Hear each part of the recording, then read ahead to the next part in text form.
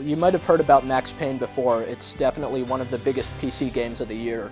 For the PC, it was in development for something like almost half a decade, and it finally came out this year, and everyone was wondering how it finally turned out. They'd seen all these great-looking screenshots and heard all about how the game is supposed to, combine aspects of Hong Kong action films and The Matrix and so on, have these really dramatic slow-motion battles and stuff like that. The real question was, would the game really play as well as all the screenshots made it look like it would? It certainly did. It really turned out to be one of the best shooters in this year, or really of all time. People just loved it on the PC. So now that it's available for the PlayStation 2, it's time for a new audience to have a look at the game.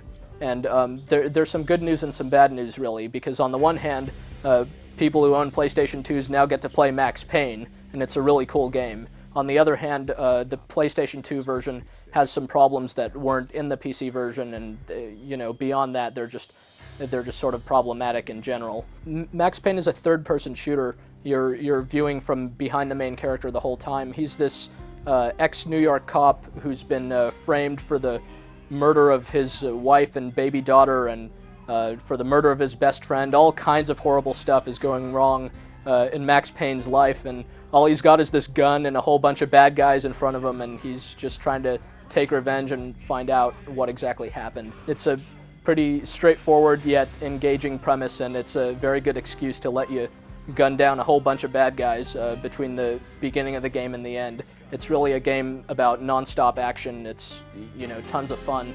Surprisingly, though, it does have a pretty cool story to it that stays pretty prominent the whole way through. It's not really an afterthought.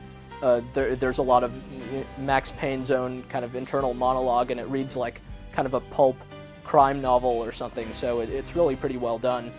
Of course, it's the gameplay itself that's the big attraction. Max Payne can basically shoot with various guns that he has. He's got like Berettas and Desert Eagles and like Ingram Uzis and